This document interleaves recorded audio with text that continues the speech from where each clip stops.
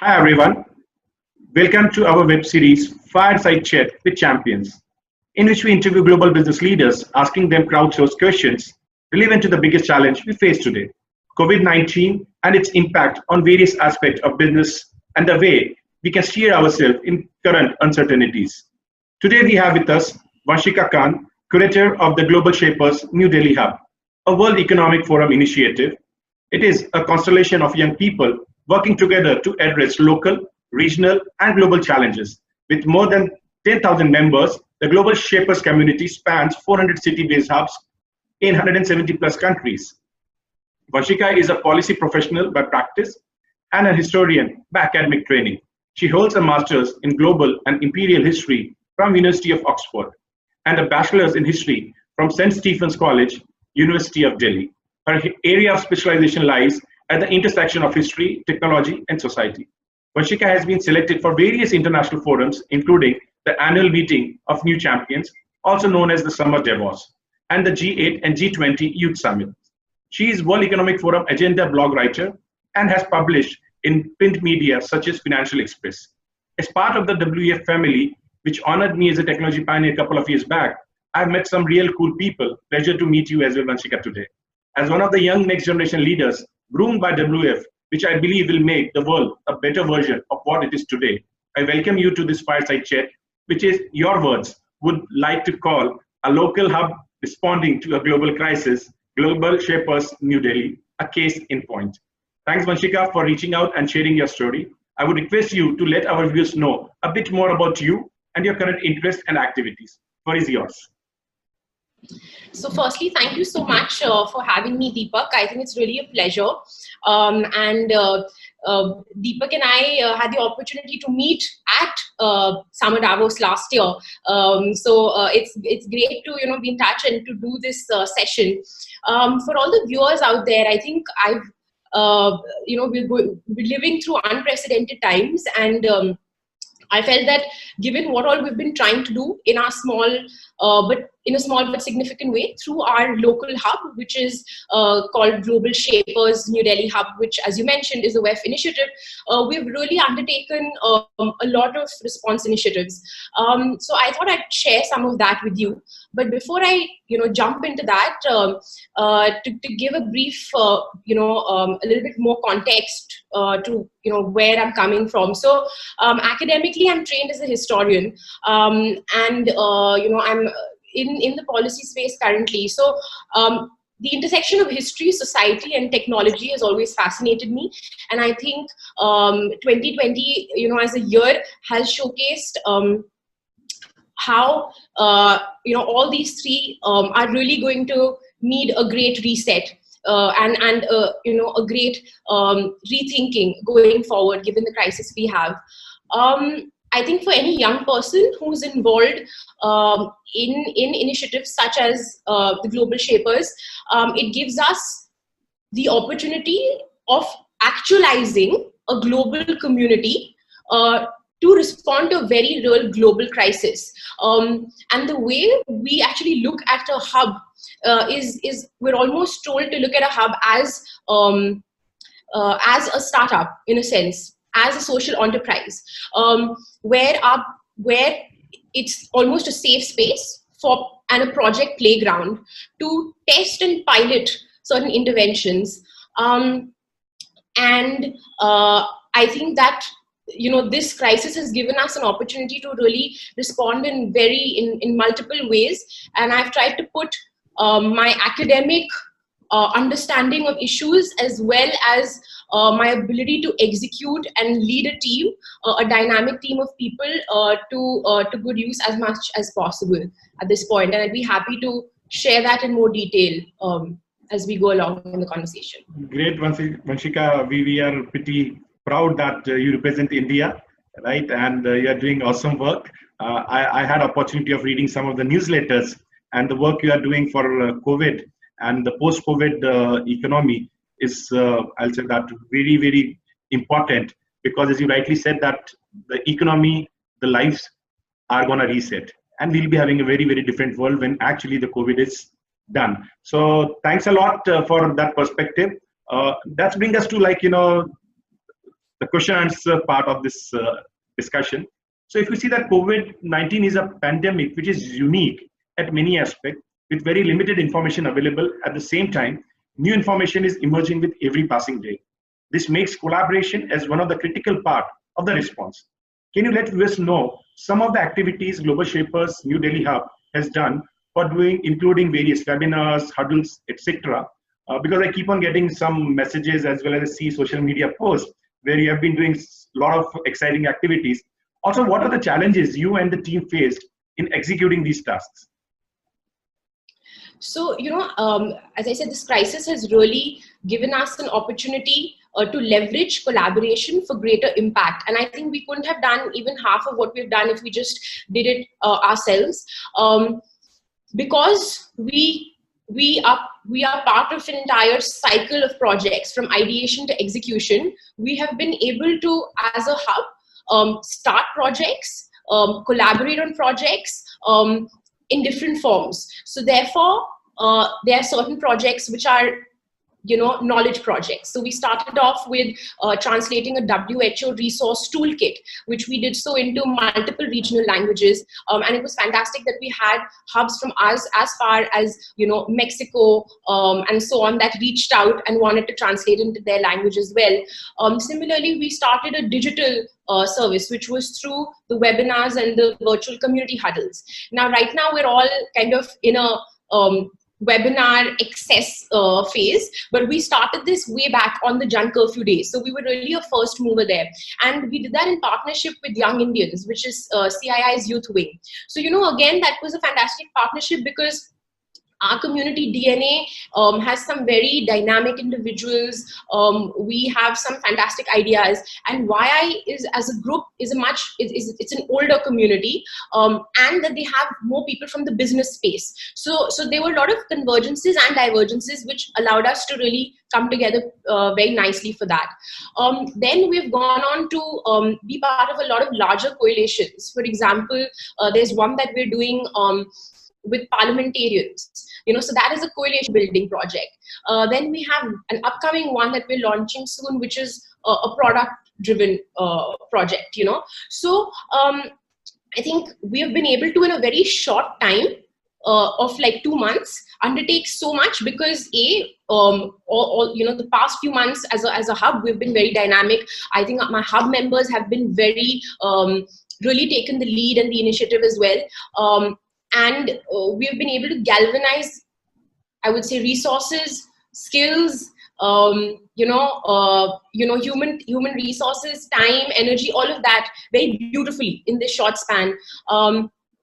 So I think that therefore partnerships and therefore identifying, what are the kind of partnerships that we're doing? Are they breadth partnerships? Are they depth partnerships? Are they, quantity-driven partnerships? Are they quality-driven partnerships? And as a hub, we didn't really have any framework before, in the sense that the way the hubs are, created by the WEF headquarters is that it's almost a canvas that's given to you, and you're given toolkits and resources and colors, and then it's up to you and how you want to paint it and how you want to visualize it. And I think what allowed us to jump in and really do so much was the fact that right at the beginning of my term, we set out a very strong design thinking exercise where we thought through, okay, we have X number of hub members, they have X types, Y type of a skill base.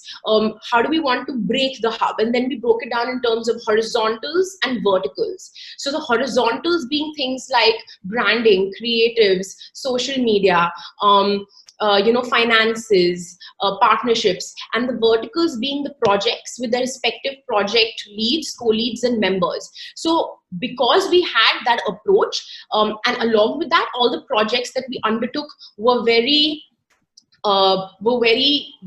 focused. So, for example, the forum gives us a lot of toolkits, as I mentioned. One of them is a project template where you think through the input, the output, the outcome, and the impact. So that before you start a project, you visualize what are your goalposts, you visualize those partnerships, you visualize things. And we had done that very well for all the projects that we had started. That also allowed us to pivot our existing projects to a more digital to a more digital form and to a more virtual ecosystem. A, and that B, because all of us as a hub had undertaken this design thinking exercise and had that mental model, we could also do things organically with the new COVID initiatives, and we could also do things more consciously. So there was both space for conventional and conventional means of operating. Great, very well articulated, and I feel privileged to be getting the bird's eye view of what you are doing. In fact, now I understand why Carlos, Oliver, and Sarita thinks about global shapers so highly, and you guys are delivering on ground. Congratulations and very well done. So, as you have talked about one of the initiatives which you talked, like getting the parliamentarians. So, that the fight against COVID, one need to have a wide area of ammunition, right? Including but not limited to medical relief, containment of spread, capture of data for better policy maneuvers. You were involved in one such activities, which you just talked about, various different stakeholders, including parliamentarians, business leaders, innovators, venture capitalists, all were brought on one platform to find solution which could be useful in fighting COVID. What was the genesis of that idea? What was the thought behind that? And also how successful it has been in form of impacting on ground. Also, in case you are doing any other initiative similar to that, please share with the viewers. We would love to hear about it. Right.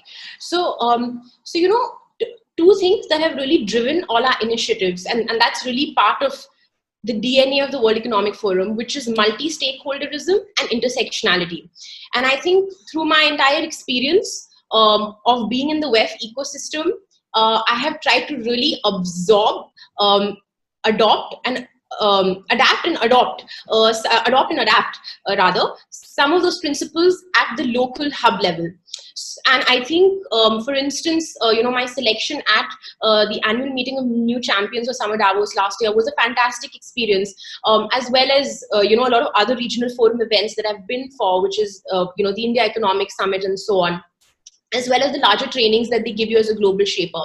So I think through all of that, getting those ingredients in place and creating that base, as I said, of multi-stakeholderism and intersectionality allowed us to visualize doing a lot of other things that our hub was not doing before. One such case in point is our partnership with parliamentarians, with innovators. That is an initiative that has been started by around 15 MPs, and it was great to know that they reached out to us. They saw value in partnering with global shapers as a youth knowledge and community partner, where we could showcase some of the best practices of our hubs globally, how hubs were responding to the crisis. We could make sure that we could get some of the global shapers who are working in the COVID response space, if they're entrepreneurs and they're working on certain services or products, could apply for this particular initiative, and that we could be part of this larger ecosystem. To tell you more specifically about what parliamentarians with innovators is as a concept, it's pretty novel in the sense that it's a cross-party, cross-industry, cross-community coalition. The idea being that innovators who are solving COVID-related challenges can apply, and those that are selected, they'll be identified and the solutions will be deployed at the city and district level by MPs.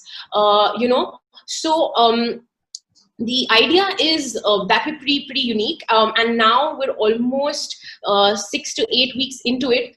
There have been around 400 applications, about 40 have been processed on weekly calls, and about 10 of them have been deployed. As Global Shapers as a community, we are trying to ensure that we highlight some of these best practices at the WEF level, be it through, if we can get, like WEF has fantastic videos. Anybody who's seen WEF content and WEF material is unparalleled, right? So if we can get those highlighted, if we can share these kind of tech-related interventions on forum platforms like TopLink and Uplink, and so on and so forth. And I think personally also, I'm really going to try and see how much ever I could do, because recently I've been selected to be one of the 10 global shapers who are part of what is called the Shaper COVID Steering Committee.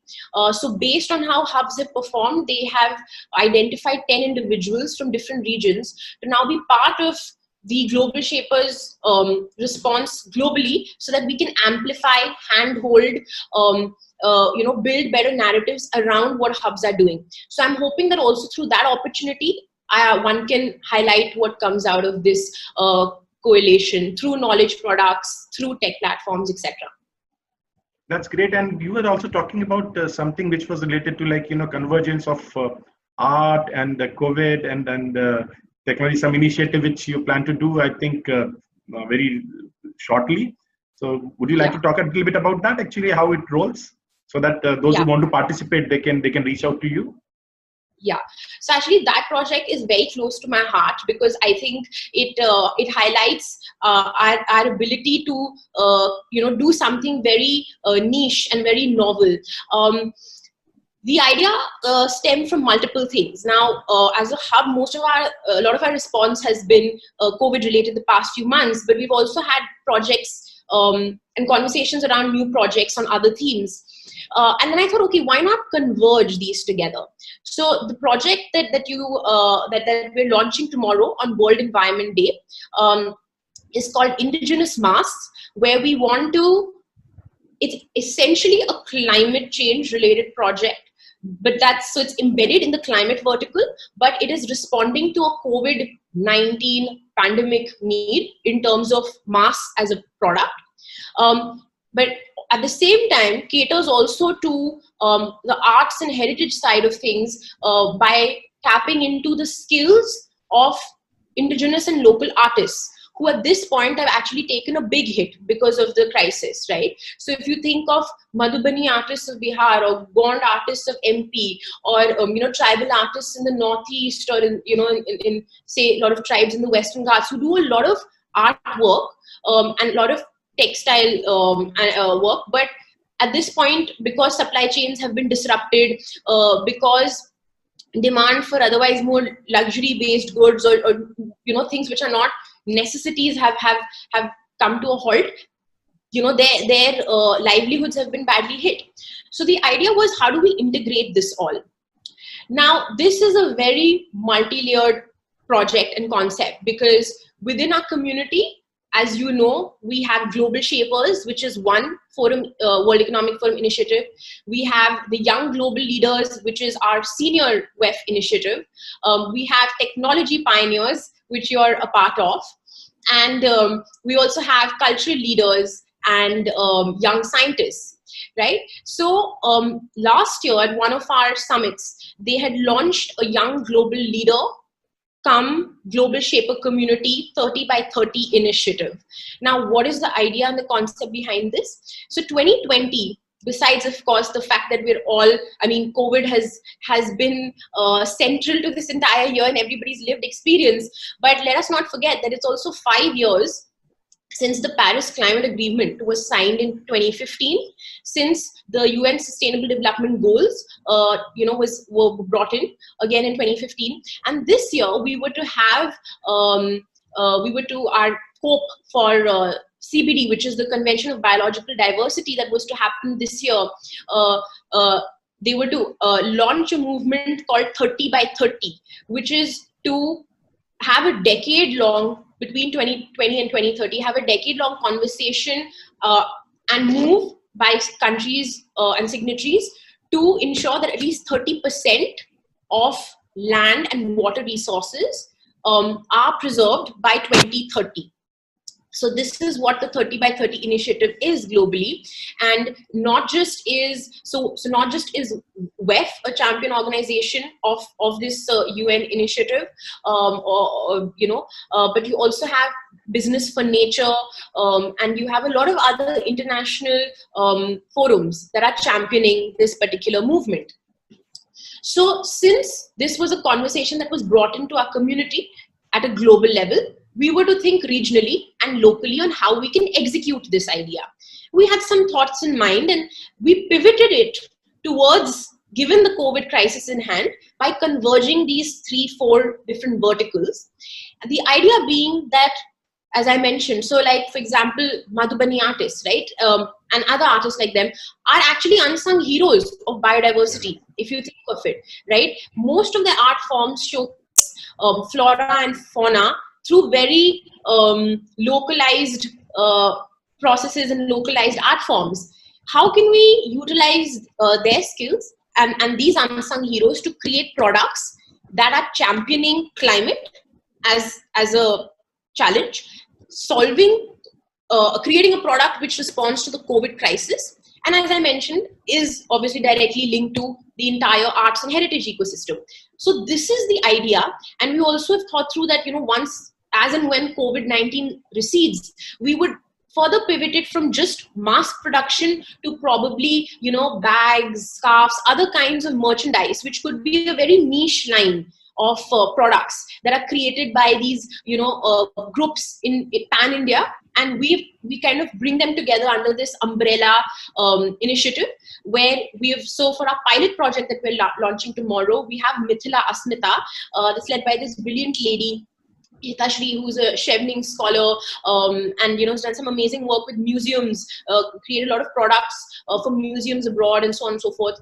We've gotten Climate Reality, which is Vice President Al Gore's initiative, along with Earth Day Network, to come on board, so that we have product partners, we have sector knowledge partners, and we've put together this idea, and together we can kind of launch this. And probably in the second and third phase, we will we're already identified more partners that we will get on board and expand the initiative. So this is something that's very exciting, and we're launching it tomorrow on 5th June, which is World Environment Day. Wish you all the best. In fact, your passion is infectious. So I can see the depth you have worked about, all the full stops and commas, so very well articulated. And very happy that you are working for those who are unsung heroes, as you rightly said, and bringing the diversity of the people, not just the flora and fauna, but the people as well for the world to see. Great, congratulations, and wish you all the best. So now actually, let's talk a little bit about you. So you have been active in various global initiatives with WEF, as well as your work in India with United Nations. Both organizations give you very, very different perspectives. One try to tackle a global issue with the private sector mindset of creating collaboration for sustainable resolution. Well, other takes a more public sector approach, working more deeply with the government's machinery, right? I would like to understand from you, as a global shaper who has worked closely with confines of the UN boundaries, what are the immediate and long-term challenges the world faces today, according to you? And how do you see going forward COVID, whether if it will be able to catalyze finding solution for them? So, I think it's interesting that, as you said, as you brought out, how does, say, a WEF function vis-a-vis the UN, and what are, say, some of the pros and cons? So WEF as a space is actually, unfortunately, whether for good or bad, most people know it as, the organization that organizes Davos every year. And that's probably the only thing that comes to mind to most people. What people don't know is that there's so much more, and actually that's just their highlight, congregation that they do.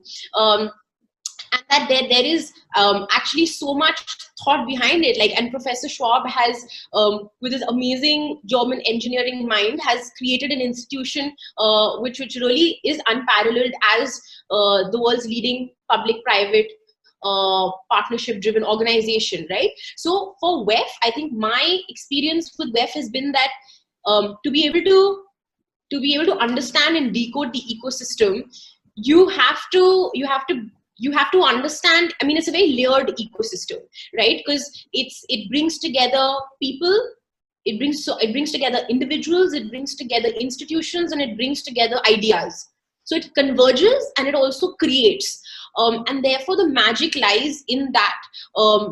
at that intersection, and then your ability as an individual to navigate that space, and to find that potential for collaboration, or the space for innovation, and so on and so forth. So the WEF is multiple things, and it's very open ended, and it's very I would say it's almost it's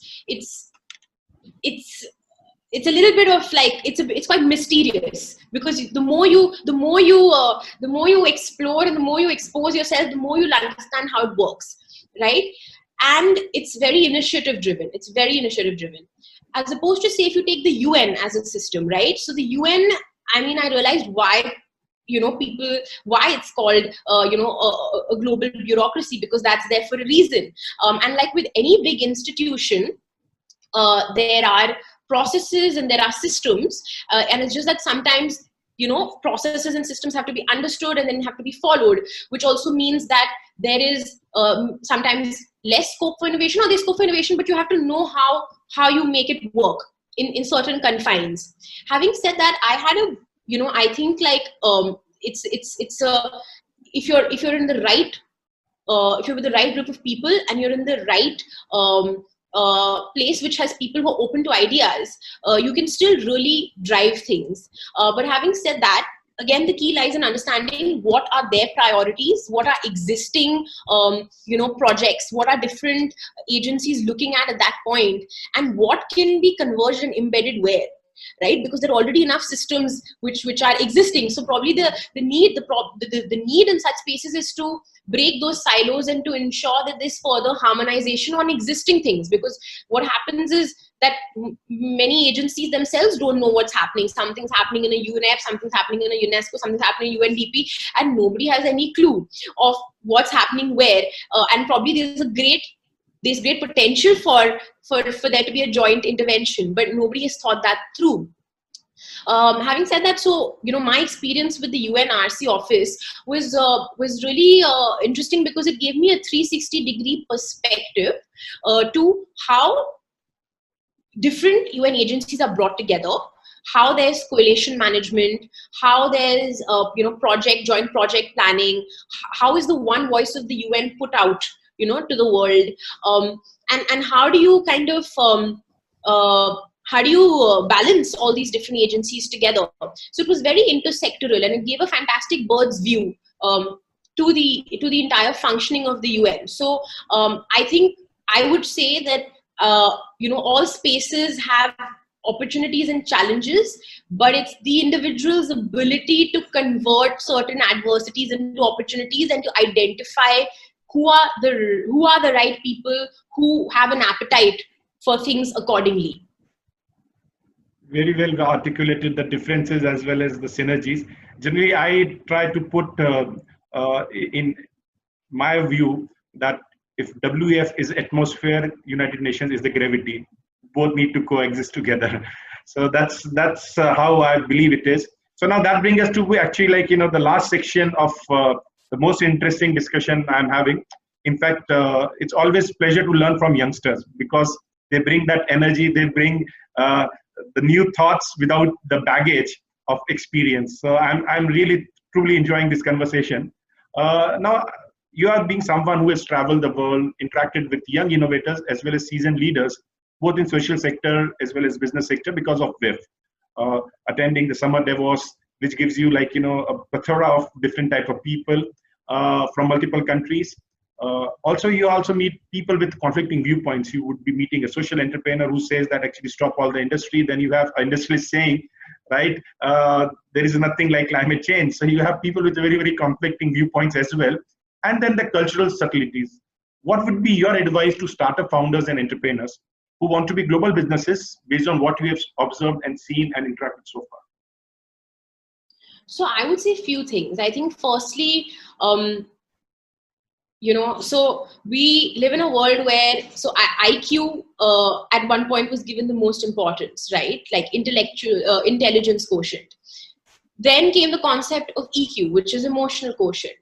Now I recently read that there was a very fascinating concept called CQ, which is cultural quotient, and your ability to be in different ecosystems, deal with different spaces, places, and people.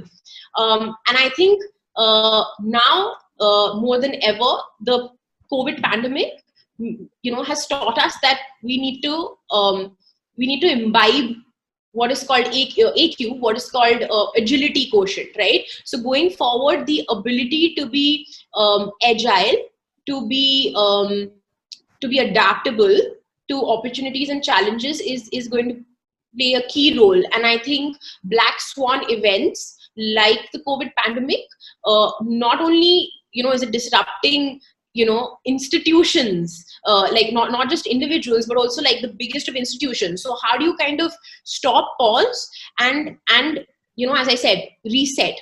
And the reason also the word reset is actually in my head a lot at the moment is because yesterday it was announced that so WEF, and I'm again bringing this example because I think as a young person, I personally find it very fascinating to observe how spaces are evolving to the crisis. So I was personally also wondering, would probably like Davos happen next year? Would a lot of their congregations, which are physical congregations, how would they adapt to that?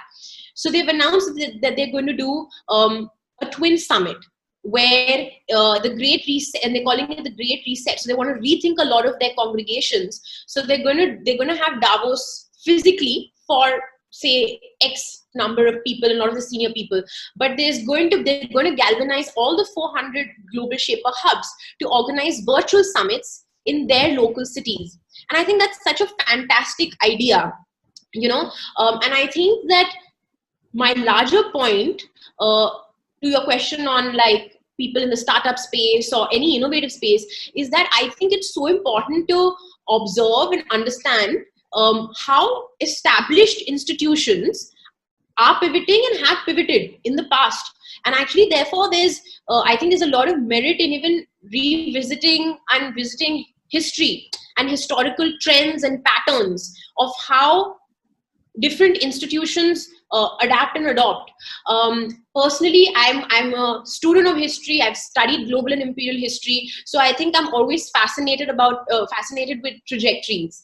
And I think that for a startup, for people in the startup space, and also because like there's so many people are in that space or want to be in that space, and rightfully so, but also a lot of people who don't think through why do they want to do it, do they have the skills to set up a startup. I think that there is a lot of internal and external introspection that should be done. There should be a lot of observation and analysis of different institutions and organizations. There should be a lot of organic and conscious building of things like EQ, CQ, and AQ, as I mentioned. And I would also say that along with that, I think the ability to have a larger, I mean, we're living in a knowledge ecosystem, right? So I think it's important to know where to generalize, where to specialize, but also have that worldview on like, okay, what are the sunrise sectors going to be? How are sectors going to realign? So on and so forth. And I think again to state that again, that the pandemic reminds us that we're living through a global crisis that's being experienced very locally, right? So the solutions are actually very local driven, even though it's a global crisis. So I think the ability to also straddle the global and the local is a very, very important ability that I think young people, be they entrepreneurs or innovators or academicians, I think it's a skill to have in general as well. Very well articulated, and I believe like youngster would learn a lot from what you just said, especially those who are just trying to get into the mindset of being entrepreneurs, because as you rightly said that you have to first of all identify, do you have sufficient things in you, or do you need to learn more things to be a successful entrepreneur? So Vanshika, it was a pleasure talking to you. I thoroughly enjoyed the conversation, and as I said, like it's always good to learn from youngsters because they don't come with the burden of history in which actually you have studied. Thanks a lot for your time. Pleasure meeting to you. Look forward to meet you physically someday soon once the pandemic is over. God bless you. Stay safe. Thank you so much for having me, Deepak, and this has been a great conversation. And just to counter your last point, so I'm going to break that myth of what people have history and quote a very famous historian, E.H. Khan, who very famously said that history is the unending dialogue between past and present. So if you actually view history in the right sense, there's no baggage. There's actually it's an unending continuum, and there's always change through there's change through continuity. But that was on a lighter note, but it was great speaking to you, and thank you for having me. No, next time I'll have coffee with you and understand more of history. I'm not a very good student of history, and I believe I need to be. Thank you. Take care. Thank you. Bye.